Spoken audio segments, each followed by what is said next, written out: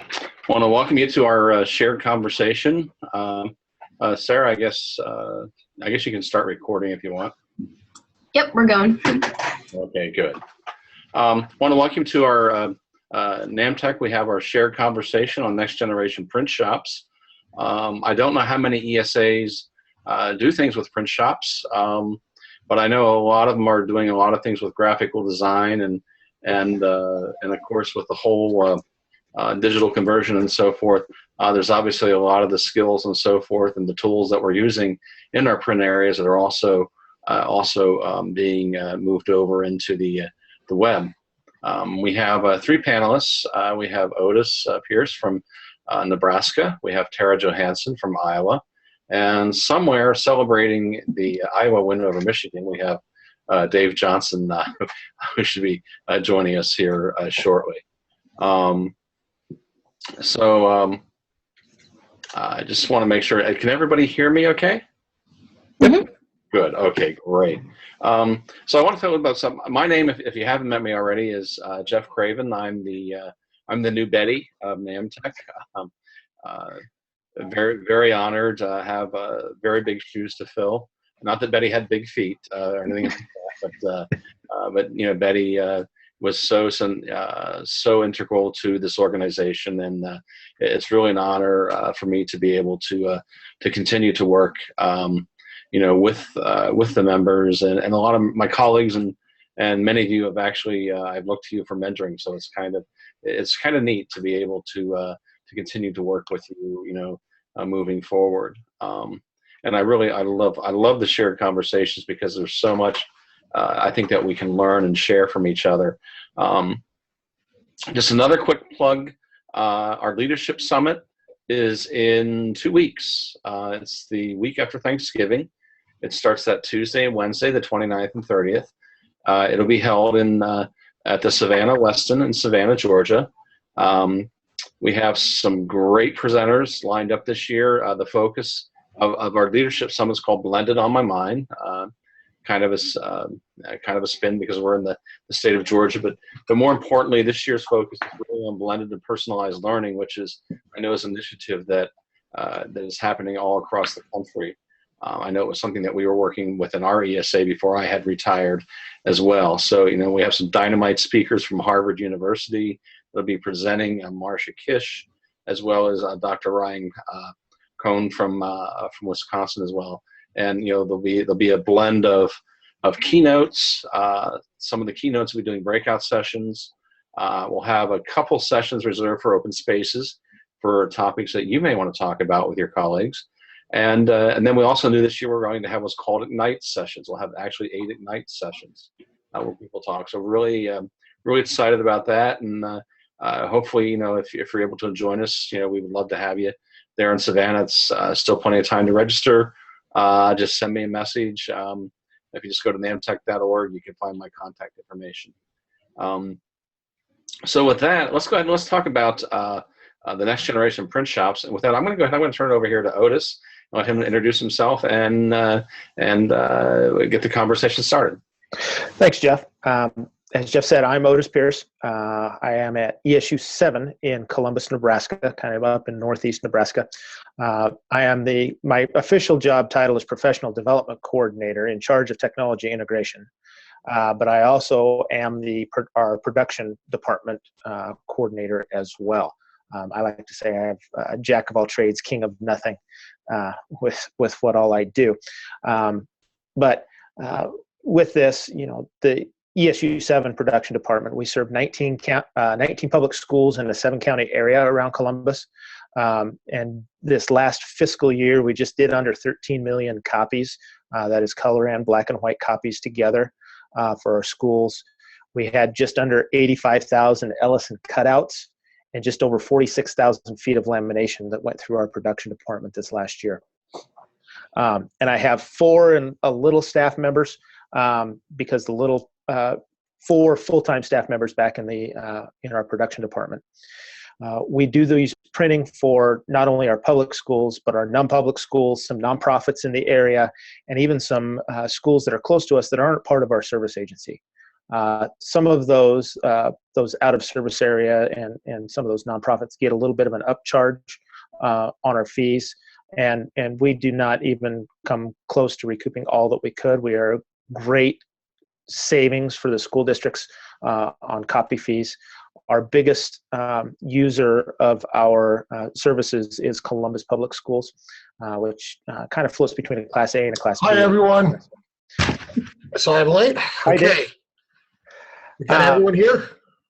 Yeah, and we're going. Okay, great. And submitting our schools will either submit via the hard paper, a hard copy, or they'll email it into us as a PDF. Our turnaround time is about 2 days, depending on what it is. We do a lot of work in the summer, and our summer work is probably where we do the most amount of copies. In the past, we've done between 1.5 and 2.5 million copies each month, June and July in the summer. So summer is our biggest time coming through. We print worksheets, workbooks, handbooks, forms. We have some NCR forms that we print. A lot of schools send us their newsletter, whether it be a monthly newsletter, a bi-monthly, or a quarterly. They send those into us. So, about this time of the month is our production department gets really busy with all those newsletters and everything. And lots of other items. We do black and white and full color copies as well. We also have some nice little pieces for teachers to come in and get. We have flashcards, high frequency word cards, kindergarten through 5th grade, I believe is where they go up to. Writing paper, we can do notepads, fast back binding, kind of it's kind of a sticky, little harder back binding, kind of like you would see on those black composition books that are kind of the black and white on the front composition books. Carbonless forms, padding, tabbing, hole drilling, stapling, fold, cut, any type of binding. So we do a lot of services for our schools. We also have Ellison cutouts. We have some small Ellison cutouts. We have some 7-inch Ellison cutouts that we'll either do plain or laminated. We laminate posters, anything teachers will send in. So our art media, we also have some Cricut stuff from time to time that we'll do. Not very much because that's real time consuming and we're real busy back there. We also have a poster printer, which has been just recently transferred over to our production department. And that's kind of where that foreign a little person comes in that does that. They're not fully in the production department. They're kind of spread between about 2 or 3 departments that do those. One of our biggest issues right now is the whole copyright with the digital, and I'm kind of called the copyright police, and our production department's kind of called the copyright police. As long as they send in their releases, we print and copy all of those for them, but they need to send in the release every single time. A lot of teachers aren't happy with me about that, but it's to protect us and to protect them. With the whole copyright piece, because that could be big issues going on. I will go ahead and turn it over to Tara to talk about what she does at Grant Wood. Thank you, Otis.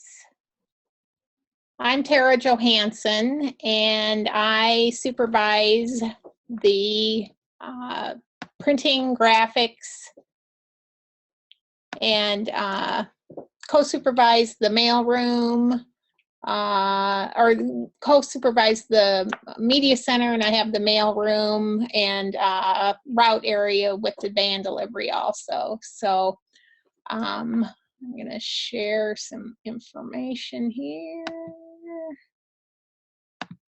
Oops.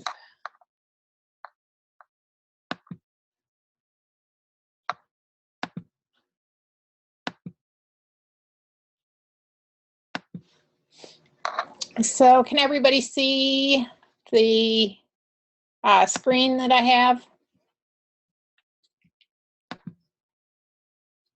No, we can't, Tara. Okay, let's see. How about now? Can you see it now? Okay. Well, I took a couple shots of our print shop. It's kind of hard to see the whole thing. It's a long, skinny thing.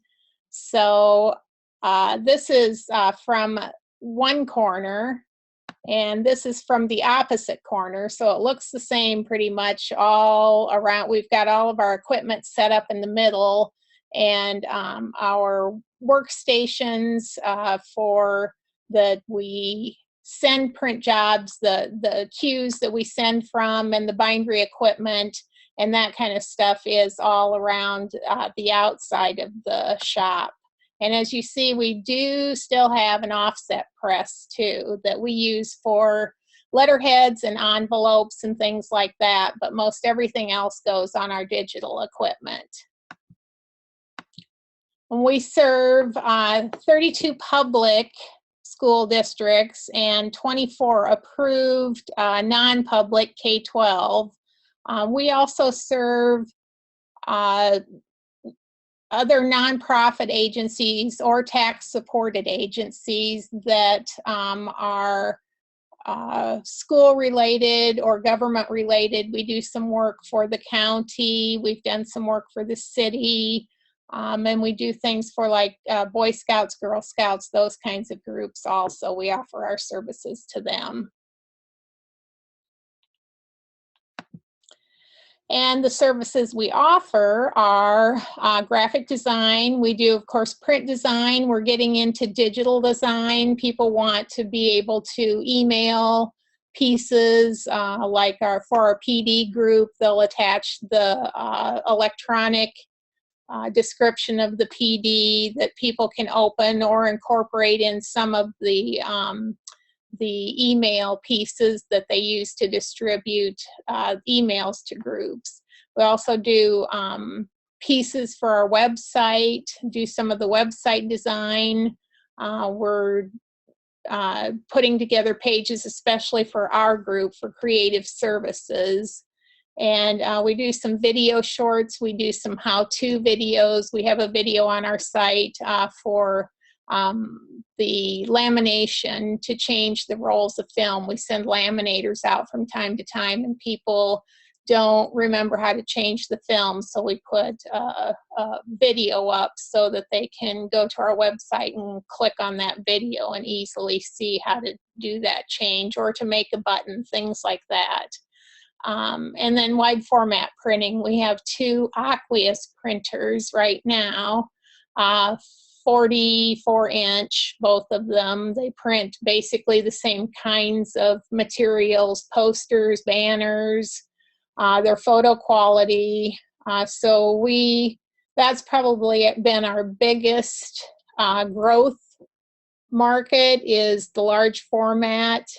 We've also found a print and stick media that we can print on, and we can stick it to walls or anything and it doesn't leave a residue when you pull it down. So we've done end caps for all of our library, our main library, shelving. We've covered all of the metal ends of the shelving with different graphics that are colorful and much more attractive than just the metal ends. In the print shop, we do digital printing, and of course, I mentioned the offset printing. We've got all the normal standard bindery equipment, stitchers and cutters and spiral binding, that kind of thing. We also have a DVD CD duplicator that we can duplicate if a school has recorded the music program and wants to make copies of that for parents or that kind of thing. We do some of that, not as much as we used to though. We used to also do the IPTV, their DVD CD duplication. They would buy rights for duplication, but they have stopped doing that and gone to streaming only, so we don't do that project anymore. And I'm also in charge of all the fleet copiers. They're kind of part of the print shop. We've got eight of those in this building, and we've got 2 of them in one remote building and 1 in another remote building. So we manage all of those out of our budget also. And then we've got the work center where we've got our die cuts, lamination. We've got a poster maker there, which is actually an enlargement process, not a printing process. And then we make buttons and things. We just moved that work center. It used to be located closer to the print shop, but we just have moved it in the last couple years closer to the front of the building where our maker space is, and kind of incorporated that same maker space idea with the work center too. The print shop, we have 2 full-time printing technicians, and then we've got one kind of jack of all trades. He's shared, he drives the van and does delivery 2 days a week, and then he also helps the tech support department, and then now he's also taken on helping our vast science center do deliveries of their science kits periodically through the year. So he's available to help us, but also takes on other things during slow times. And then we've got 2 graphic designers, and we've got a media support technician in the work center. And then we also have a media support technician that works back by the print shop. She's shared with media. She does a lot of media reporting also, but she also helps all the customers and does the billing and things for the print shop and graphics. This is the equipment we have. We've got mostly Xerox equipment. The 2 large format printers that we have right now are HP Design Jets. We've got the standard binder equipment, cutter, folder. We do have a shrink wrapper. And then we have laminators both in the work center and back in the print shop. We've got our print shop system that we use as the backbone of our workflow. It does our job tickets and our billing. It also, we're working to develop, we've got some online modules going where the people can order online, and that will automatically fill our tickets and complete the ticket for us so it's ready for billing. Our goal, we've worked in-house with our in-house programmers on this system, and our goal was to have a system that would monitor our entire process and then integrate the billing and all of our services together. So before we had a system for the work center, a system for the copy center, a system for the production center, and now those all flow together. We can report out statistics from any one of those areas or combine them, and all the tickets are in the same grouping, and we hope can be eventually tied to our accounting department, and they can bill invoices off of it too, but that will be down the road. And as far as delivery, we deliver through our agency vans. During the school year, they go to each district twice a week. In the summer, we go once every 2 weeks, and that's only to 1 building in the district. During the school year, we go to every building in the district. Otherwise, we utilize, of course, the mail system, UPS. We've used freight when we've had large, heavy jobs that pallets worth of work that we need to send out. We've used a freight company also. So, and some of the trends that we're seeing is for our specialized products and services. Our work has really moved from that administrative kind of work that was letterhead envelopes, handbooks, newsletters, that kind of work. We're working more towards classroom types of materials, the pod books that they use with nonverbal students. There's some other literacy kits that we are doing to help support our literacy teams. We do some Walpole kits and some 95% group support. And then that large format work has become amazingly, the demand for that's just amazing. We've got weeks during August where we're printing like 800 posters a week between 2 printers. So we have just added, it's being delivered on Thursday, a latex 60-inch printer along with a cutter so that we can cut custom shapes also. So automation, of course, is another thing. We've automated as many processes as we can. And then staff sharing. We've started to share with the media center, with the mailroom. Those people aren't exclusively tied to just that area. If we need help, we've started sharing like bindery work with them. They'll support us with that. And especially with Rob with van deliveries and that kind of thing also. So that's it. I can throw it on over to Dave now, I believe. Yep. Dave, you're up to tell us a little bit about AEA 267. Well, thank you, guys. Let me see if I can go over and share this. This was the document that we sent out. Can you guys see this now? It was the one that we shared with everyone, the NAMTC shared document. You can't see it on the screen yet, Dave. Okay. Hold on here. Can you see it now? Yes. Okay. Because I went ahead and just put some of our information on here at the bottom. You guys have probably had a chance to take a look at it. But one of the things I wanted to, what I was able to do was some of the pieces of equipment, well, roughly, Tara and I, we share a lot of things, say like the same kind of business. We take care of, it's 53 public school districts and 18 non-public school districts. The difference is we were 3 agencies that merged, Area 2, Area 6, and Area 7, thus the name AEA 267. And with that came a lot of other difficulties. I think it's really, everyone plans for expansion.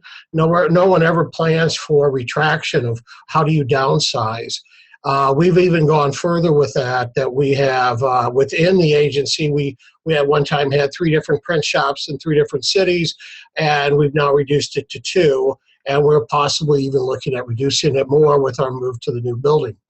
And so some of the things that I have on here that I wanted to share with you guys was some of the equipment that we were able to acquire over the last couple of years. What most of our acquisitions came, to be able to get this equipment came from right-sizing our contracts. I really felt when I got here 10 years ago, we were really being overcharged, and so we were able to renegotiate some deals, saved quite a bit of money, in excess of $160,000 a year, and luckily, at that time, the chief of operations allowed us to keep some of this and reinvest it in new equipment. So we looked at things that were labor saving. We also had another desire, and that was we wanted to remove our litho press that we had. We saw 2 things happening with that. 1, it was costing us a lot to operate it.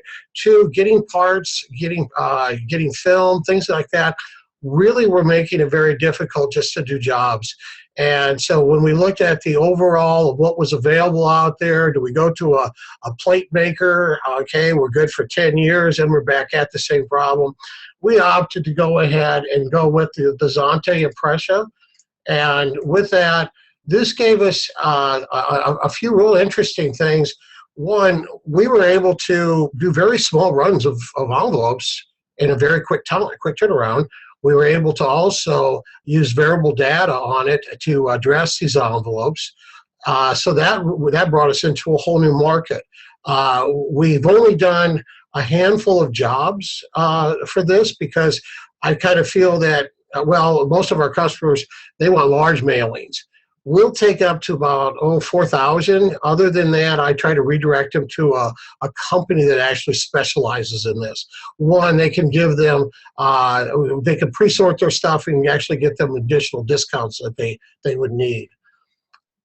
The second item that we went with that was to us was huge was we went with a dry lam automatic laminator trimmer. This was around $15,000. The only negative to this is that they have a proprietary chip in their rolls of their material, so you have to buy their material to use it. I also, the material comes in a size that's like 12.5 inches wide. It has a tremendous amount of waste, so that's the other downfall to it. Other than that, this is like buying an employee. We literally 35% of what comes off our color copier goes through this machine. We find it's value added. Trust me, anyone who's ever had to laminate 100 sheets and then trim them out truly understands that it's mind-numbing, absolutely mind-numbing. And I have it in the office of our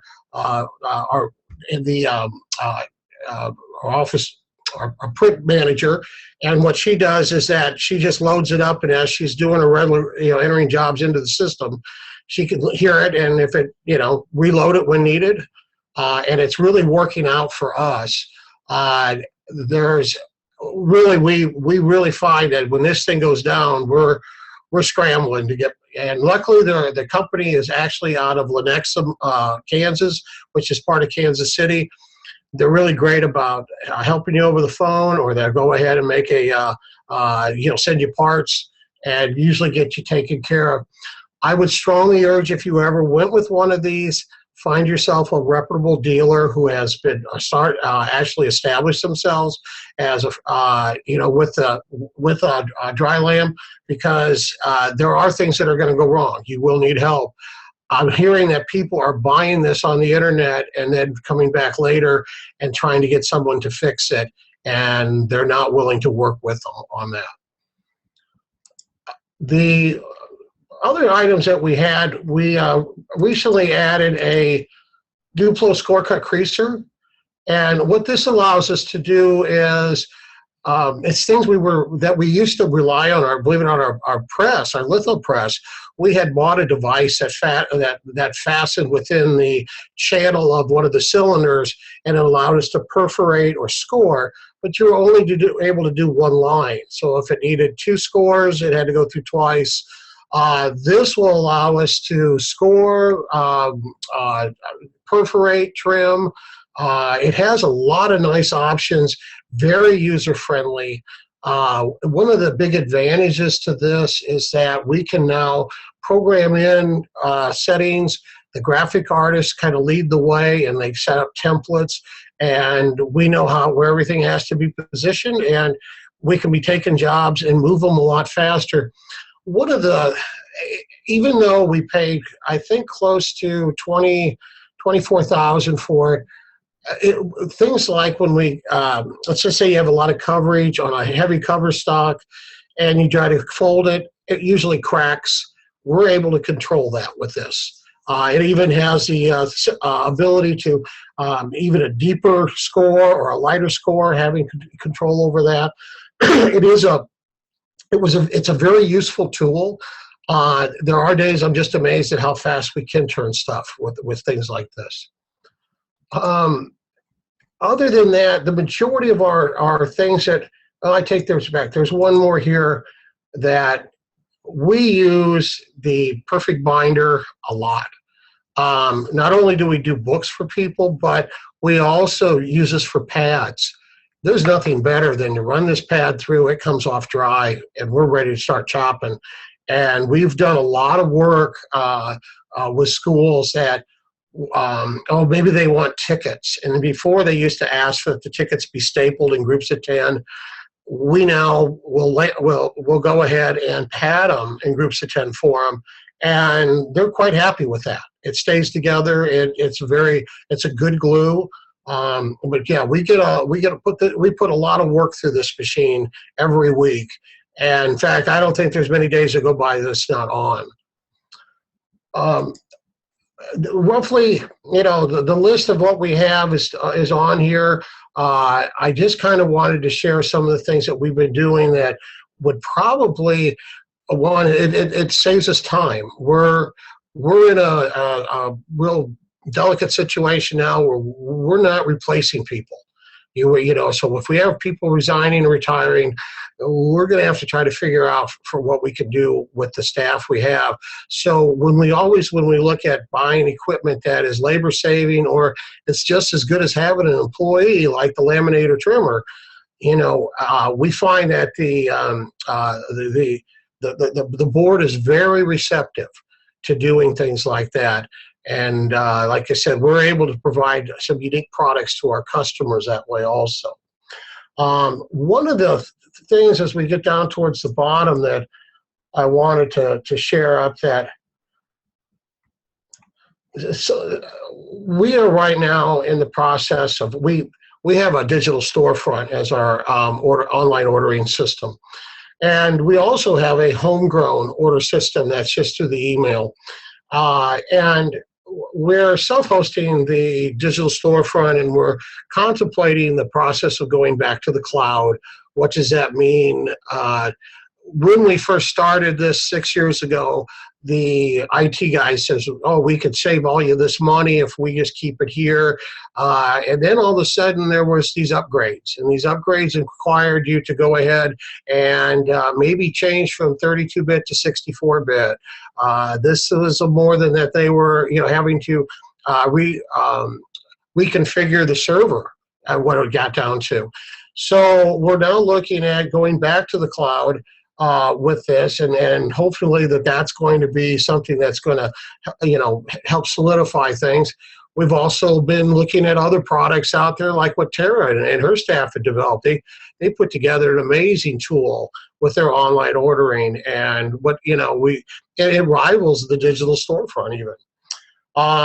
One of the things that we're dealing with now still, like everyone else, is the copyright waiver. On digital storefront, there's a small little checkbox that says that they have to read this and check it before they can place their order, and it says, you're going to take full responsibility. We're still questioning if that will even hold up in court. They go after the people who have the money, and the teacher doesn't have money, so they'll go after the next best thing. And so we're still trying to get a ruling on that one from our lawyers. Is that enough? And we try to remind people when we see there's a lot of carelessness on some of our teachers' parts of just saying, well, I found it on the internet, so it must be free. And it most certainly isn't. And we're constantly reminding them, if someone's losing money, it's a copyright issue. And you need to be able to, and be respectful of that type of thing. One of our largest hurdles right now dealing with digital storefront is it has this it's a wonderful tool. It allows us to do things like create kits, allows us to go ahead and get, to make products for people.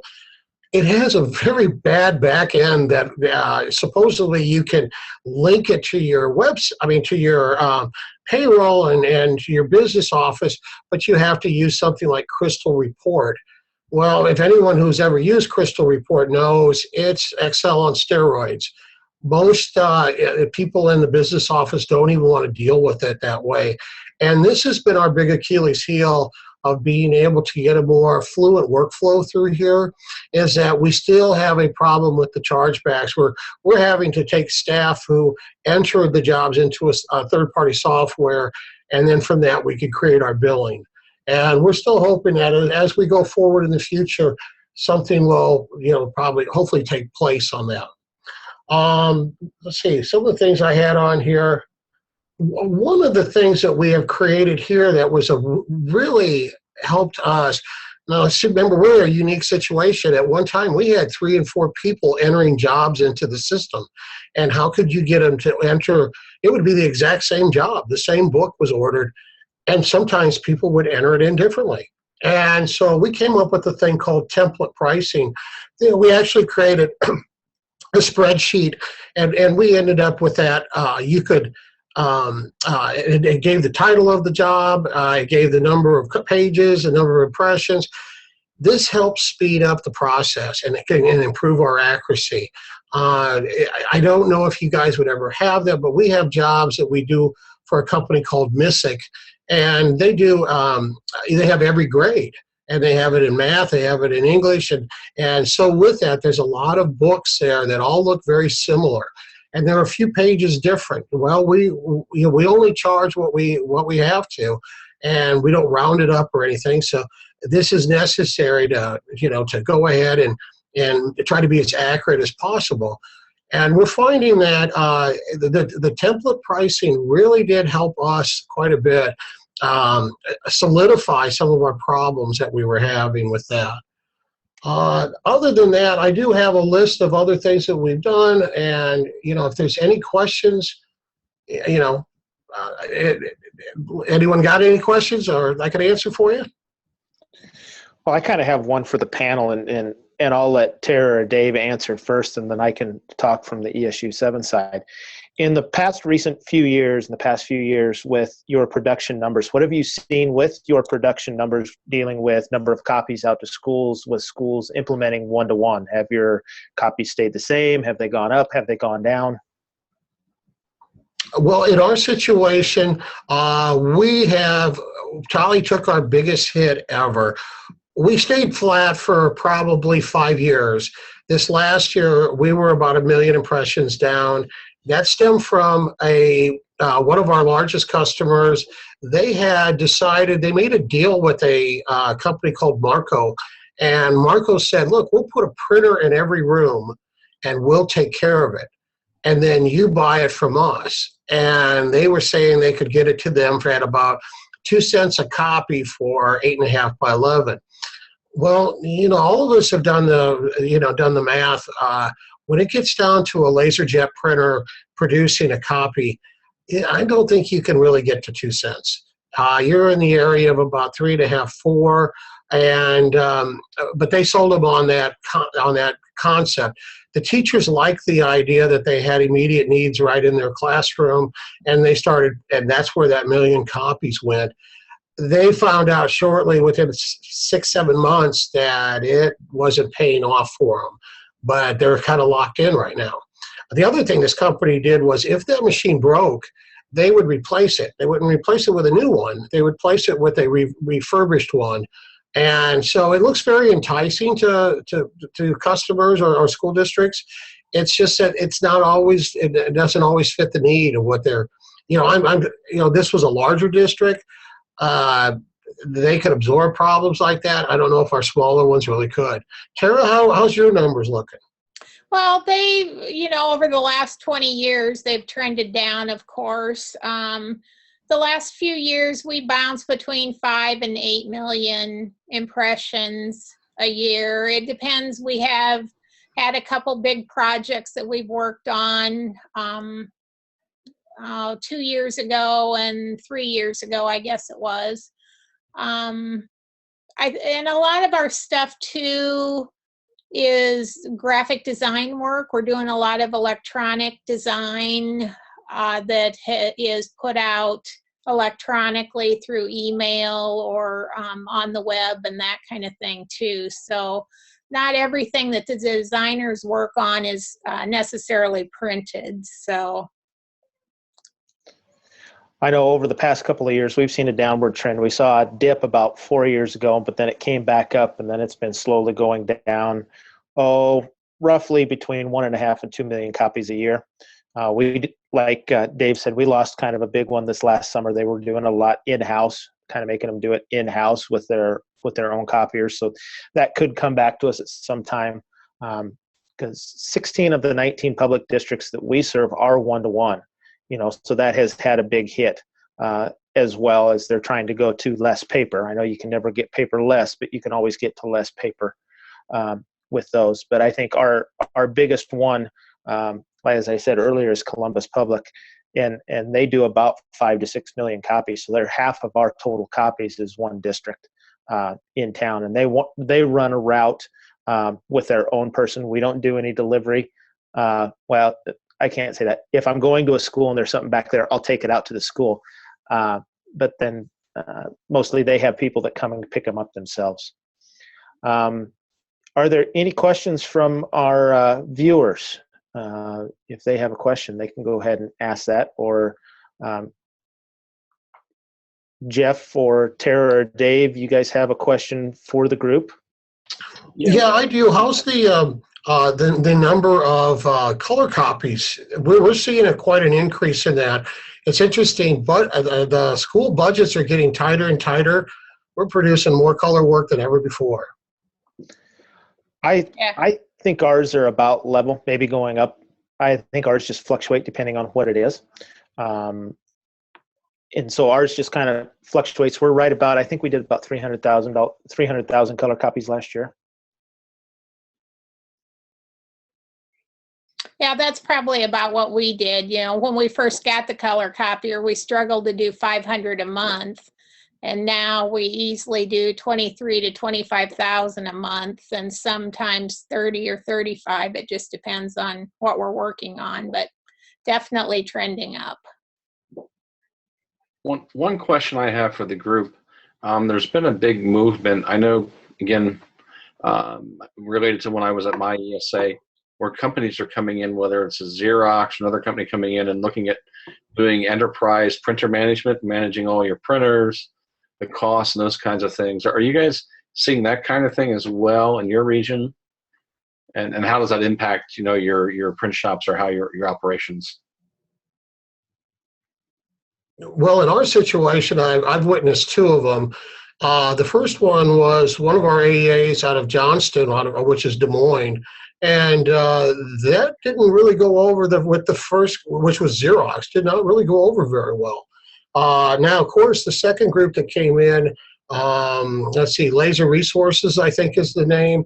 They ended up providing them with something that they were very happy with, and they've stayed with them right now. I do know that it's coming up for negotiations. I don't know anything more than that, but they took a print shop that had 6 people in. They got 2 people doing it, and they're working them like dogs, and they're that's a real problem because they're not part of the AEA. They don't get any other benefits. They don't get anything else.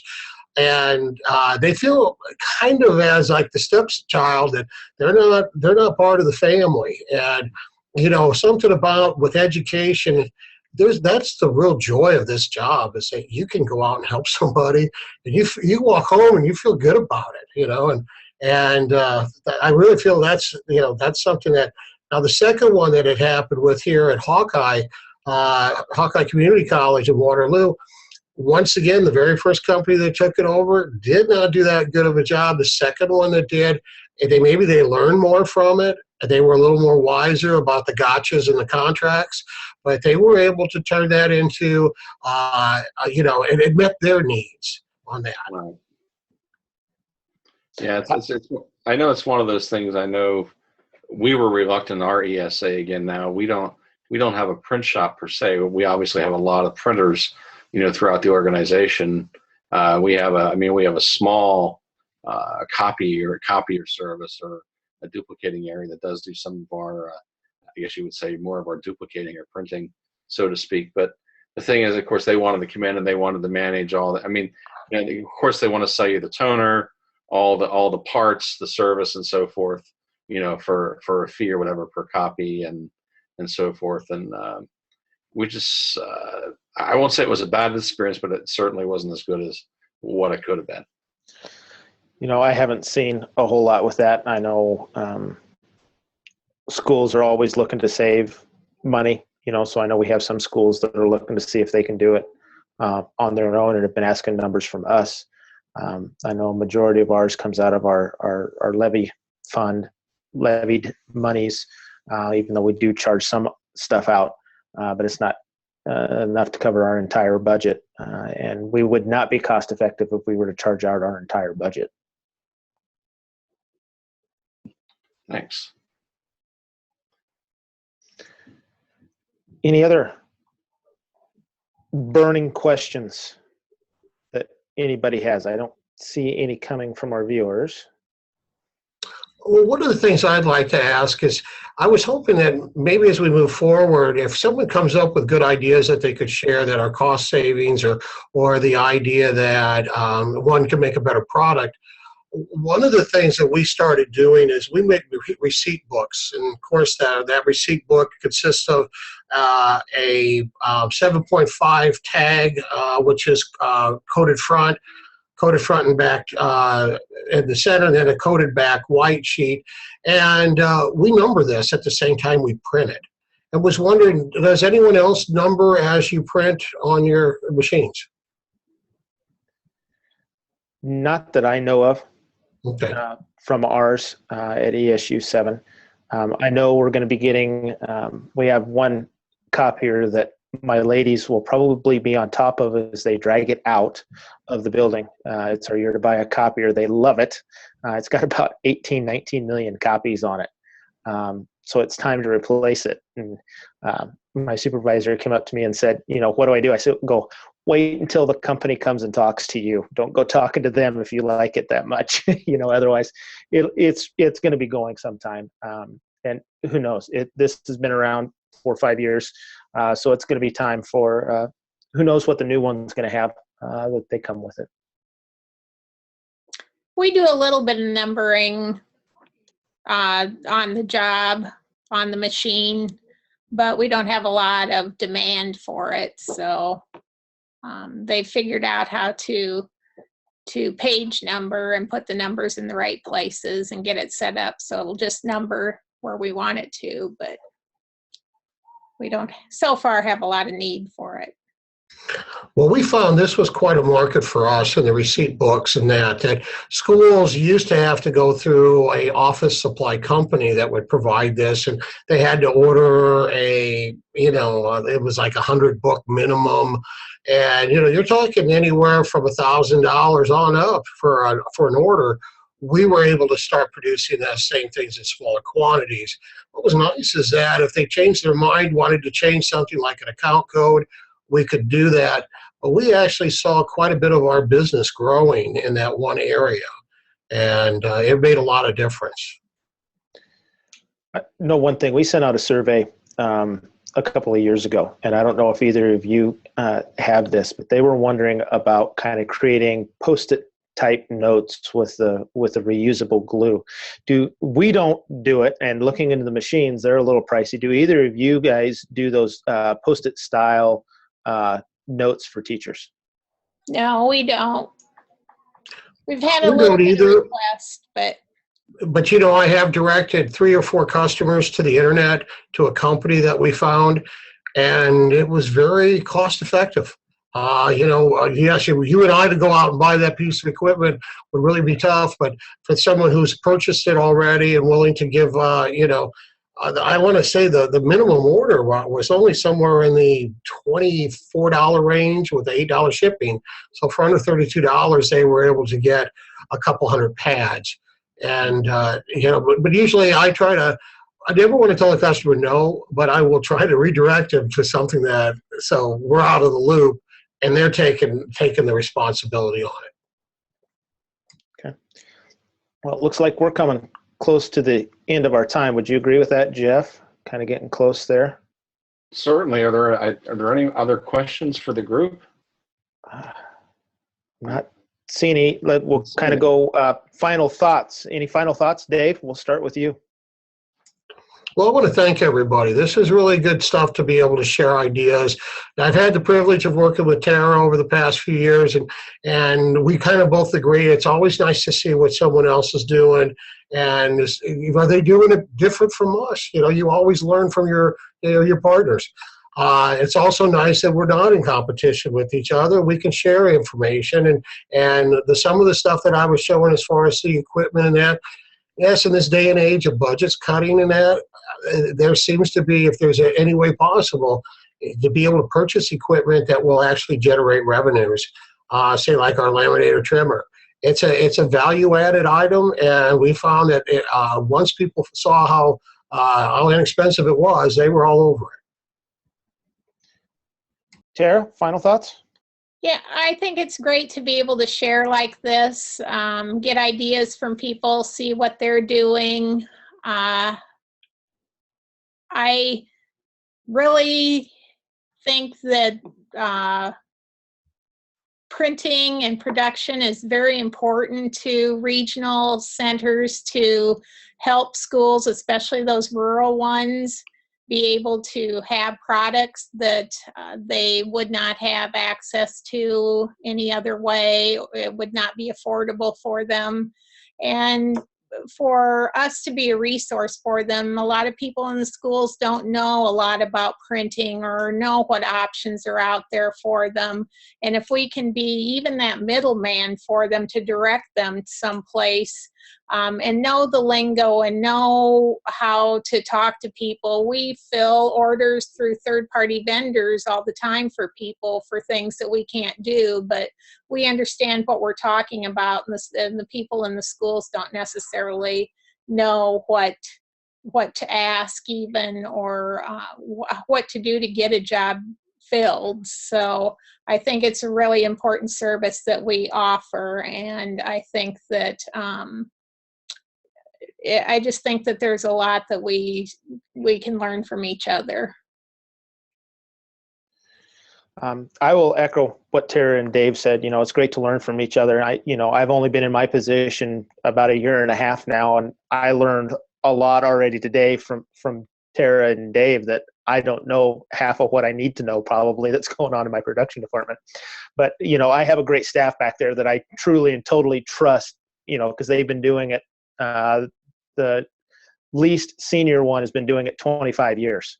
And that's the junior member in the production department. So I trust them completely and wholly so I can go out and do my job.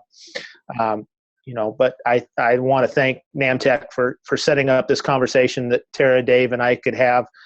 Thank you to the participants, the viewers that were on, and those that are watching it on the recorded version, and Jeff for kind of being here and being the new executive director, filling in for Betty and everything, and everybody for setting this all up. Jeff, any last thoughts?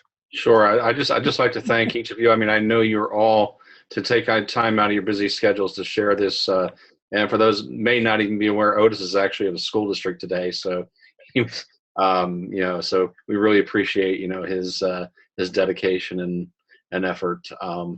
And with that, I don't know, hopefully I guess I won't see everyone before Thanksgiving. I want to wish everyone a happy Thanksgiving. I guess that's coming up next week. Hard to believe. And again, just another plug for the summit. If you're able to attend, we'd love to see you. And if you have any questions, concerns, or ideas or thoughts about NAMTech, I'm always just a phone call or email away. So, Well, thank you, everyone. thank you. Yep. For being Thanks. here.